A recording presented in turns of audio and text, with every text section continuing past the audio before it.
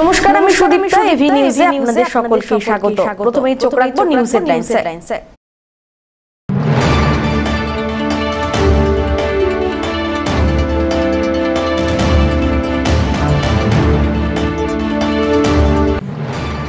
ইলেকট্রিকের শক লেগে 4 জনের মৃত্যুর পর ঘটনাস্থলে শিলিগুড়ির মেয়র গৌতম দেব, রাজগঞ্জের বিধায়ক খগেশ্বর রায়।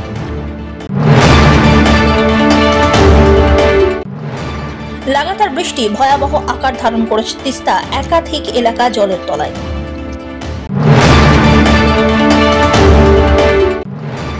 শিলিগুড়ির বিধান মার্কেটে বিধ্বংসী অগ্নিকাণ্ডের ঘটনায় প্রায় 30টি দোকান ক্ষতিগ্রস্ত বলে খবর।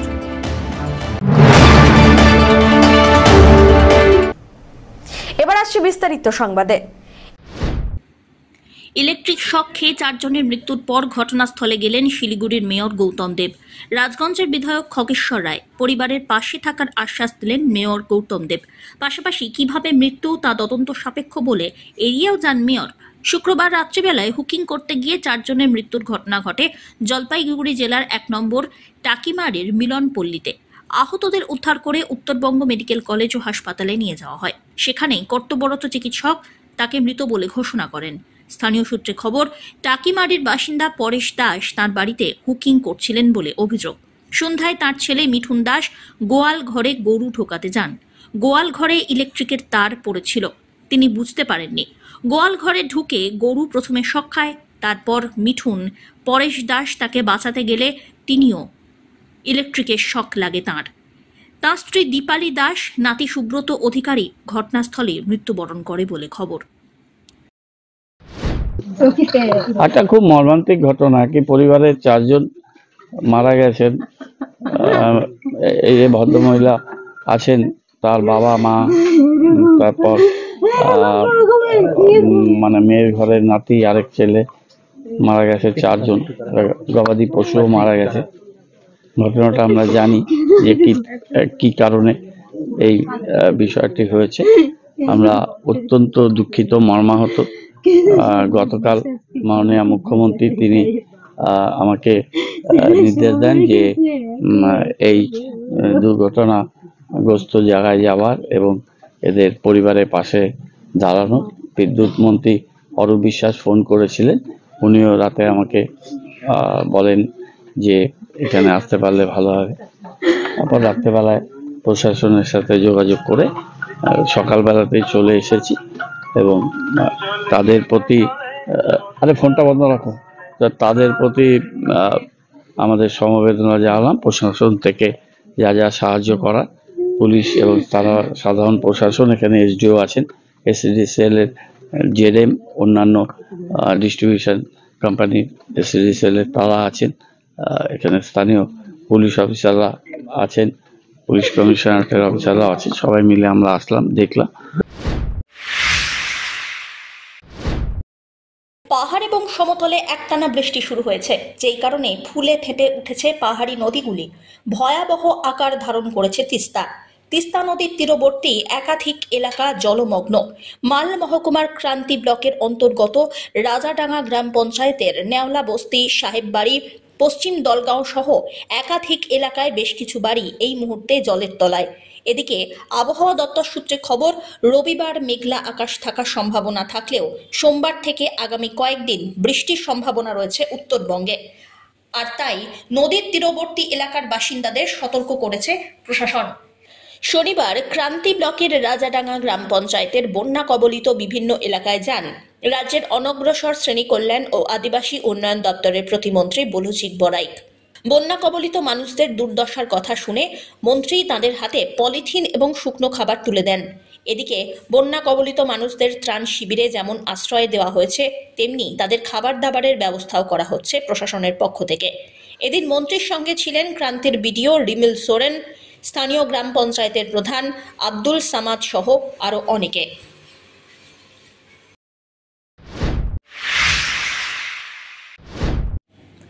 জলপাইগুড়িতে এক নাগাড়ে বৃষ্টির ফলে জনজীবন বিপর্যস্ত। এদিকে তিস্তা নদীর জলস্ফীতির ফলে জলপাইগুড়ি সদর ব্লকের বোয়ালমারির নন্দনপুর এলাকায় মানুষের বাড়িতে ঘরে জল প্রবেশ করেছে, যার জেরে দুর্ভোগে পড়েছেন সাধারণ মানুষ। ওই এলাকায় গিয়ে দেখা যায় বেশ কিছু বাড়ির মেঝেতে জল প্রবেশ করেছে। জল পৌঁছে গিয়েছে বিছানা পর্যন্ত। এই চিত্র তিস্তা নদী সংলগ্ন এলাকার অধিকাংশ বাড়িতেই। রান্নাঘরের ভিতরে জল প্রবেশ করে নষ্ট হয়ে গিয়েছে উনুন। এক প্রকার দিশাহীন বাসিন্দারা। তবে সরকারি ত্রাণ বা সাহায্য পেলে উপকৃত হবেন এলাকাবাসী, এমনটাই আশা করছেন তারা। জানিয়েছেন এ বিষয়ে সরকারি সাহায্য পেলে তারা অনেকটাই উপকৃত হবেন। শনিবারও জলপাইগুড়িতে ভারী বৃষ্টির সতর্কবার্তা জারি করেছে হাওয়া অফিস। বৃষ্টির পরিমাণ সামান্য বাড়লে সমস্যা আরো জোরালো হবে বলেই আতঙ্কিত স্থানীয়রা। আমাদের বাড়ি অনেক জল, রান্না করে খাইতে অসুবিধা হইতেছে, উনান টুনান ভিজা না। কালকে সকাল থেকে হয়েছে, দুপুরবেলা হয়েছে জল, কালকে সকাল থেকে বাড়ছে না। আজকে অন্য বাড়িতে রান্না করতে হবে। থাকার ঘরেও জল, ওগুলো ইন্দুরে গাথা দিয়ে ঢুকছে জল না। সবার বাড়িতে ভাসাভাসি, সবার বাড়িতে কতটা অসুবিধা করতেছে। আপনার রান্না খাওয়া, গরু বাছুর সব, ছাগল বেরি সব ভাসাভাসি হয়ে গেছে। হ্যাঁ, এর আগে একটা তিরপাল আর এক তিরপাল দিয়েছিল, চিরা দিয়েছিল। না না, এর মধ্যে কিছু দেয়নি, দিলে হতো, না দিলে আর কি। অসুবিধা তো দারুণ। রান্নাঘরে জল, বড় ঘরে জল, আমাদের বলতে কি পাড়ার সবারই। আমার গরু বাছুর এগুলো নিয়ে কষ্ট হচ্ছে। রান্না বান্না তো মনে হয় আজকে হবে না। খাওয়া দাওয়ার প্রচুর কষ্ট, মানুষের কষ্ট, গরু ছাগলের কষ্ট। এখন বর্তমান বাড়তেছে না, কিন্তু আবার বাড়তে পারে। কিন্তু জল আছে বাড়িতে, ঘরে। বর্তমান তো আসে নাই, রান্না করার পরিস্থিতি নাই বর্তমান। জলেরও সমস্যা হয়ে গেছে, পানীয় জলেরও সমস্যা। সব্যসাচী মজুমদারের রিপোর্ট, এভি নিউজ।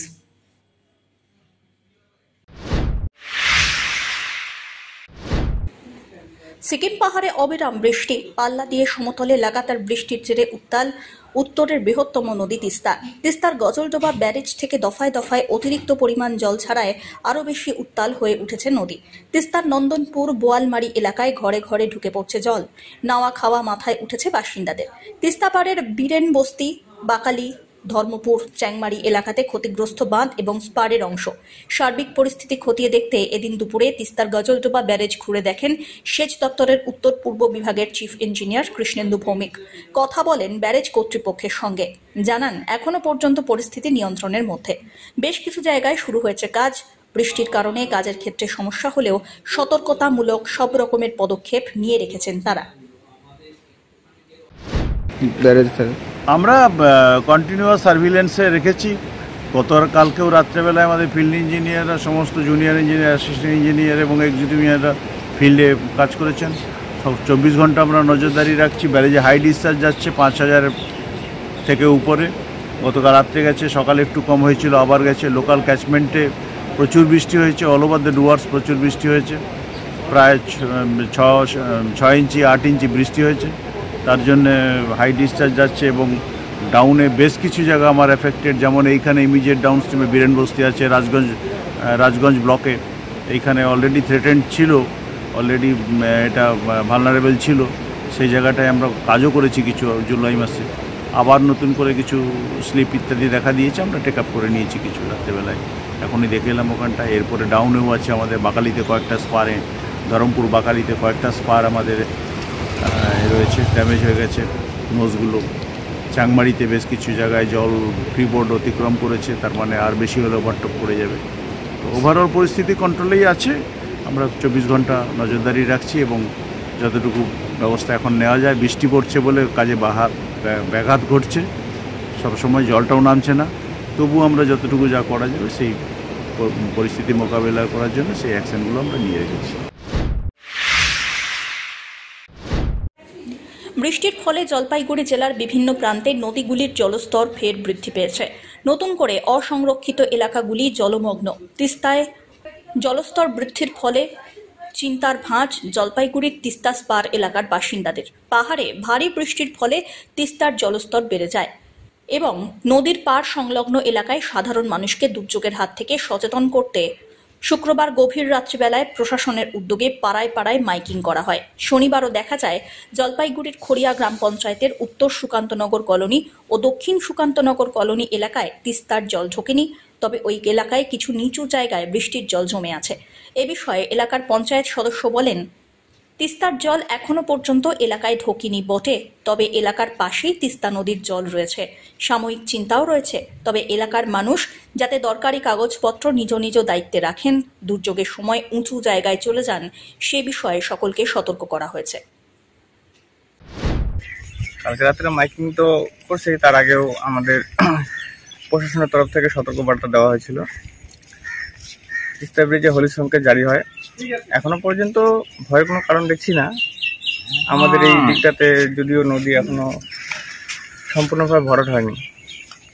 এলাকায় কোথাও জল ঢুকছে তিস্তার? এলাকায় তিস্তার জল আমার এই পাড়টাতে এখনো ঢোকেনি, এখনো নদীতে জল আছে।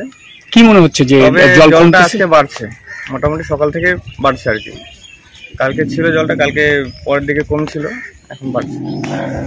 মানে একটা চিন্তার বিষয় আছেই। চিন্তার বিষয় তো অবশ্যই আছে, যেহেতু নদী সংলগ্ন এলাকা। জনসাধারণের উদ্দেশ্যে কি বলবেন? আপনি তো একজন পঞ্চায়েত। হ্যাঁ, জনসাধারণের উদ্দেশ্যে তো আমরা প্রথম থেকে বলে আছি, প্রশাসনের সতর্কবার্তা দেওয়ার পর থেকেই যে লোককে সতর্ক থাকার জন্য।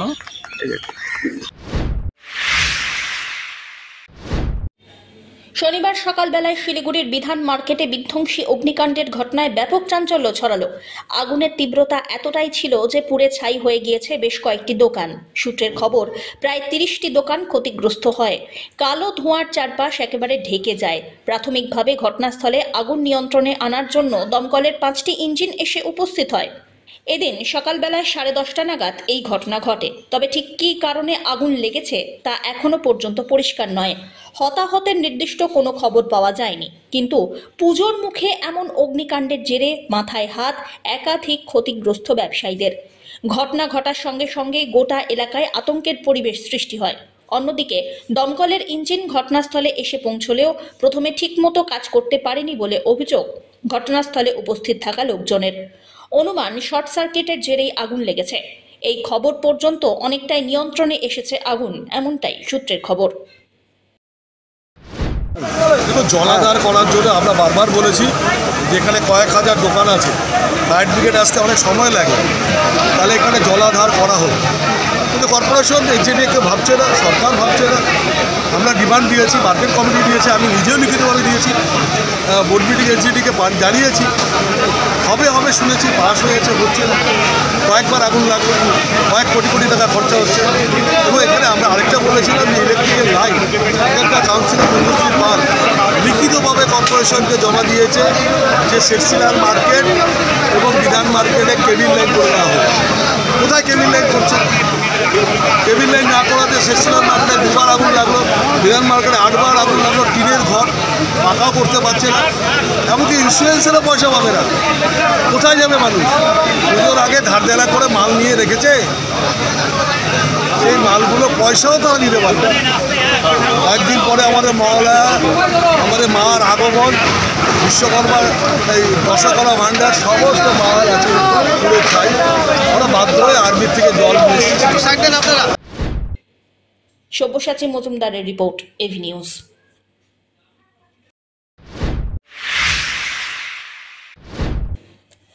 আজ 28শে সেপ্টেম্বর বিশ্ব জলাতঙ্ক দিবস। শনিবার জলপাইগুড়ি জেলা এবং ব্লক প্রশাসনের তরফ থেকে বিশেষ সচেতনতামূলক কর্মসূচির আয়োজন করা হয় সদর বিডিও অফিসে। পাশাপাশি বিনামূল্যে বেশ কিছু পোষা এবং পথকুকুর সহ বিড়ালকে জলাতঙ্কের ভ্যাকসিন দেওয়া হলো। সদর পঞ্চায়েত সমিতির হলঘরে এদিন কর্মশালাটি অনুষ্ঠিত হয়। এ বিষয়ে পঞ্চায়েত সমিতির সভাপতি বিনয় কুমার রায় জানিয়েছেন, ব্লক ও জেলা প্রশাসনের তরফে এক কর্মসূচির আয়োজন হলো। আলোচনা সভায় জলাতঙ্ক নিয়ে কি হয় বা কিভাবে তা থেকে দূরে থাকা যায় তা নিয়ে বিশেষ আলোচনা হয়। উপস্থিত ছিলেন প্রাণী বন্ধু, প্রাণী মিত্র সহ বিভিন্ন সেলফ হেল্প গ্রুপের সদস্যরা। আলোচনায় অংশ নেন জলপাইগুড়ি জেলা পরিষদের সভাধিপতি কৃষ্ণা রায় বর্মন। দেখুন, মানুষ এখনও সচেতন নয়। বিশেষ করে যারা কুকুর পুষে তারা আমরা সেন্টারে দেখি যে কুকুর নিয়ে আসে ভ্যাকসিন করানোর জন্য।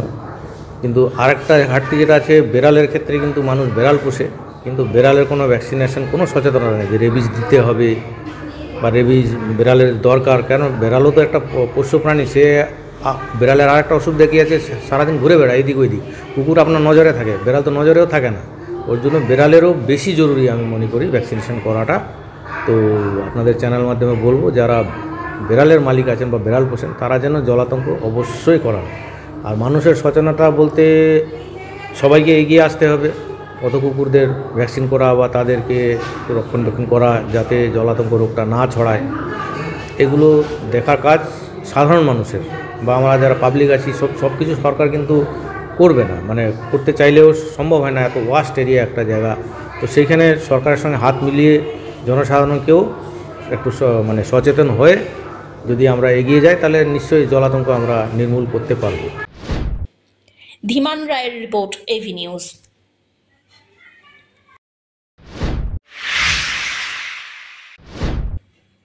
সামনেই মহালয়া, হাতে মাত্র কয়েকটা দিন। মণ্ডপে মণ্ডপে প্রতিমা পাঠানোর আগে জলপাইগুড়ির এক কারখানায় জোর কদমে চলছে তারই প্রস্তুতি। নাওয়া খাওয়া ভুলে দিনরাত এক করে চলছে দুর্গা প্রতিমা সাজিয়ে তোলার কাজ।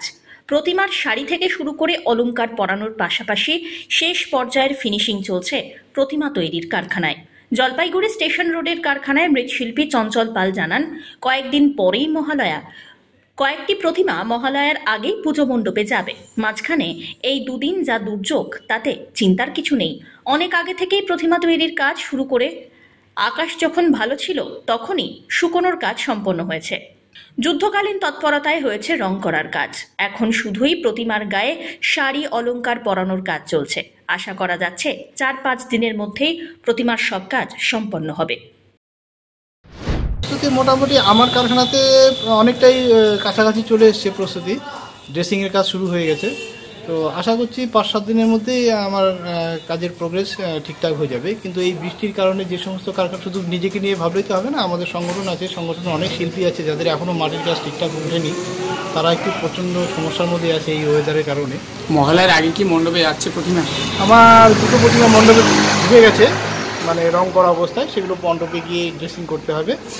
মহালয়ার দিন 3-4টা প্রতিমা যাবে, যেগুলো সব বড় প্রতিমা, যেগুলো নাকি বেশিরভাগই ড্রেসিং। এই দুদিনে তো একটা দুর্যোগ শুরু হয়েছে এলাকায়, সেক্ষেত্রে কতটা সুবিধা অসুবিধা হচ্ছে আপনাদের? সুবিধা অসুবিধা বলতে, যারা নাকি আগের থেকে কাজের প্রিপারেশন ঠিকঠাকভাবে হয়নি বা কিছু পুজো কমিটি পরের দিকে অর্ডার দিয়েছে এবং শিল্পীরা অর্ডার নিয়েছে, তাদের তো একটু কেন যথেষ্ট সমস্যার মধ্যেই পড়তে হচ্ছে। কারণ এই ওয়েদারে মাটি ঠিকঠাক মতো শুকোবে না, অনেকেই মাটির কাজ এখনও চলছে। মানে সব মিলিয়ে প্রস্তুতি একদম তুঙ্গে একদম আপনাদের? আমার কারখানাতে বলতে পারবো, আমি বলতে পারবো এটুকু যে আমার কারখানাতে মোটামুটি আমার আর 5-7 দিনের কাজের মধ্যেই কাজ। সব্যসাচী মজুমদারের রিপোর্ট, এভি নিউজ।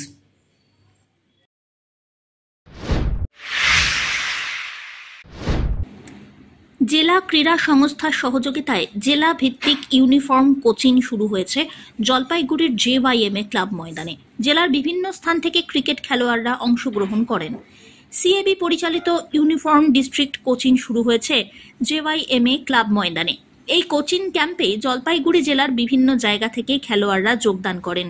কোচিং ক্যাম্পটি 2 দিন ব্যাপী চলবে বলে খবর। এই ক্যাম্প থেকে 25 জন খেলোয়াড়কে উন্নত মানের প্রশিক্ষণ দেওয়া হবে। মূলত আন্ডার 15, আন্ডার 18 এই ধরনের বিভাগের কোচিং শুরু হয়েছে। এটা CAB পরিচালিত আন্ডার 15 এবং আন্ডার 18 ইউনিফর্ম ডিস্ট্রিক্ট কোচিং, যেটা দীর্ঘ অনেক বছর ধরে চলছে এবং এটা জলপাইগুড়ি ডিস্ট্রিক্টে আজকে এবং আগামীকাল এর ট্রায়াল চলবে এবং তার পরবর্তী 7 দিন একদম মানে ইউনিফর্ম ওয়েতে তার কোচিং চলবে। কতজন এসেছে মূলত আর কোন কোন জায়গা থেকে? হ্যাঁ, এখানে আলিপুরদুয়ার, বানারহাট, মালবাজার, মানে পুরো ডিস্ট্রিক্টে ছেলেরা এসছে, সমস্ত সাব ডিভিশন থেকেই। কতজন আর কীভাবে সিলেকশন হবে এরা? এখানে সিলেকশন হবে, আপনার 25 জনকে নেওয়া হবে, সিলেকশন করা হবে। সেই 25 জনকে নিয়ে 2টো ফেজে পরবর্তী 7 দিন এবং পুজোর পরে আবার 10 দিনের কোচিং ক্যাম্প হবে ইউনিফর্ম ওয়েতে, যাতে একরকমভাবে সবাইকে কোচিং করানো যায়। এর ফলে কোচিংয়ে যারা সাফল্য অর্জন করবে তাদের কী করা? এর ফলে যেটা সবচেয়ে সুবিধে সেটা হচ্ছে যে এটা পুরো পশ্চিমবঙ্গ জুড়েই হচ্ছে, CABর প্ল্যান এটা প্রত্যেক বছর থাকে। এর সুবিধে হচ্ছে যে বেঙ্গল যে সিলেকশন হয়, বেঙ্গল ক্যাম্পে সিলেকশন হয়ে যেই ওয়েতে কোচিং হয়, সেই সেম ওয়েতে পুরো পশ্চিমবঙ্গেই পুরো ডিস্ট্রিক্টেই একই লেভেলের কোচিং এটা করা হচ্ছে, যাতে সবাই একরকমভাবে শিখতে পারে। অমিত বণিকের রিপোর্ট, এভি নিউজ।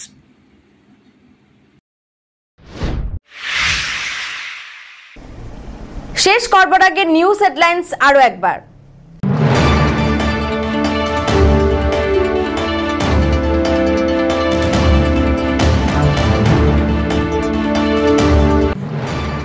ইলেকট্রিকের শক লেগে 4 জনের মৃত্যুর পর ঘটনাস্থলে শিলিগুড়ির মেয়র গৌতম দেব, রাজগঞ্জের বিধায়ক খগেশ্বর রায়।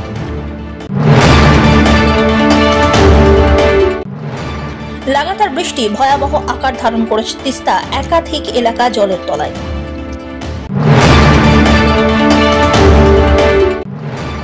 শিলিগুড়ির বিধান মার্কেটে বিধ্বংসী অগ্নিকাণ্ডের ঘটনায় প্রায় 30টি দোকান ক্ষতিগ্রস্ত বলে খবর।